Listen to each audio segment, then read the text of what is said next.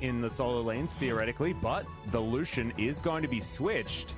And Canna is looking to go toe-to-toe here with Summit on the top side of the map. This is really interesting. 100 Bs. Did you watch that one, LS? I don't want to give away spoilers to anyone if they were perhaps just even because he decided to miss the majority of those. But Cast a Curse is pretty real.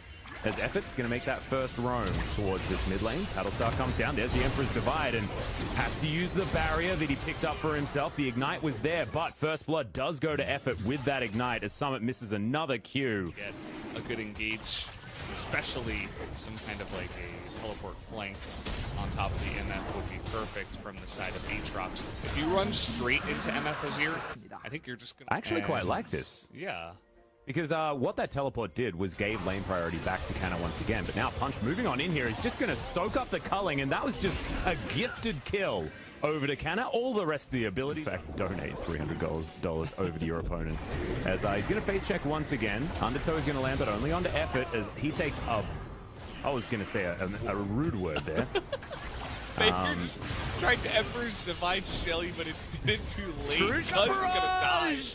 Oh, nice work. Snipes off Cuz there. That's a Jhin 80 carry for you. Botched maneuver. We're going to stop harping on about it as T1 still retain their 1,000 gold lead. As Summit finds Canna here towards the bottom side and will spot Cuz making his way in. It is a 3-man dive. There's also Faker making his way in.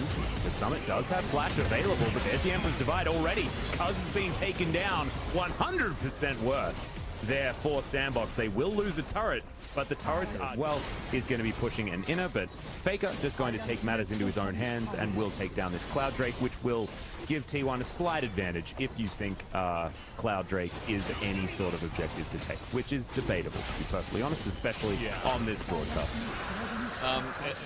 That's called the Chovy Special. He's always able to roll that one no matter what.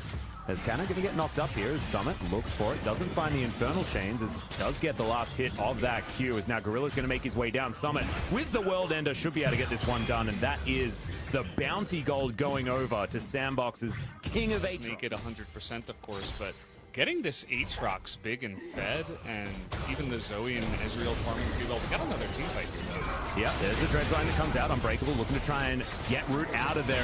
Brilliant cast from Cuz, demonstrating his skills on this Gragas. It means that Gorilla has nowhere to go, and a double kill lands in the lap of Teddy. This is super good for take advantage of that. Not even sarcastically, I think their engage was quite good to be first Cloud Drake, and they should easily be able to take this one down as Faker is split pushing on the top side, and T1 are going to trade it for the mid lane outer turret, and I'd take that if I was T1. As I don't know, may not be able to grab this, as the barrel underneath the turret not going to be able to do too much, as Gorilla still hunting, but Dove not going to find any power. Well, okay, we're going to take the macro advantage here. We're going to take a bunch of your turrets out, do a bunch of damage. Look at Teddy. He's just going to walk in and take it. Yeah. Like, it's not going to do anything for you right now. So we're just going to scale. This is ludicrous. 12.7 CS per minute is a just dumb number. That is crazy high. As Summit's going to die here towards the bottom side, Faker just sweeps him onto Teddy, and the culling will pick up that kill. Summit was very dead in that particular team fight, is now looking to trade it for effort, but not going to be able to.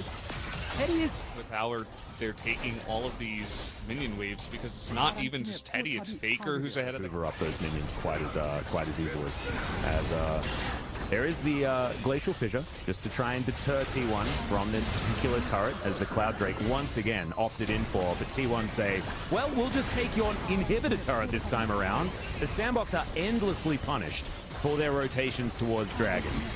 Not entirely sure what their affinity is for that particular one, but it is bad news bears. As Good Night Effort is going to be able to proc his Stone Plate, but he's definitely going to be dead. Is now T1 looking to try and stop the re-engage from possibly happening here, and SANDBOX at 28 minutes there is it's really indicative of just how far ahead T1 are. You know, the gold difference doesn't tell the whole story, as we've said multiple times. Well, Teddy getting collapsed on here by Summit. He's looking for it, but there's the stopwatch, and the culling is going to be there to try and keep him alive. Teddy now doesn't have any lifesteal in this build, but as the flash comes over, he puts a bullet into the skull of the Aatrox, and now Faker gets the Emperor's Divide, but good flash from Root. Sorry, Arcane Shift from Root is going to get himself out of the way. There's the depth charge from Effort, but it's a great ulti from Gorilla. All for naught. as the Nautilus does pick up the dredge line, and then Cuz delivers Gorilla to safety. Yeah, man, SANDBOX just, they look down and out at this point. They're getting caught out on the map, just pushing a little bit too far ahead, trying to farm it up, and T1 have the engage. They have the ability to rotate and get in their face, and now they're just pushing multiple lanes at the same time. They're going to take the turret in bottom side, go ahead and take turret here in mid. Yep. With the Baron still available, they'll even take the inhibitor. Why not? There's not much of a fight being put up right now by SANDBOX. And to be perfectly honest, I want to give player of the game to whoever's been making the macro calls here for T1, because to be perfectly honest, they've been immaculate. Just amazing. Capitalizing on every movement. As now Summit looking for this one. Sun turret is put up as Faker now underneath it, but Summit not going to have those Infernal Chains working out as he goes golden. Teleport will come in towards the backside as Summit just going to be taken down by the Phalanx set up here by T1. And Root was thinking that this was going to be time for a fight, but then unable to actually regroup as Bullet Time shreds date tonight. And they do not want this game going past 35 minutes. SANDBOX now underneath this turret, but there are no more inhibitors remaining. Even Effort happy to step up with barely a health bar. Cuz as well, as there's Emperor's Divide swiping the floor with this SANDBOX roster. And only Dove is remaining. He'll have to watch his Nexus fall down.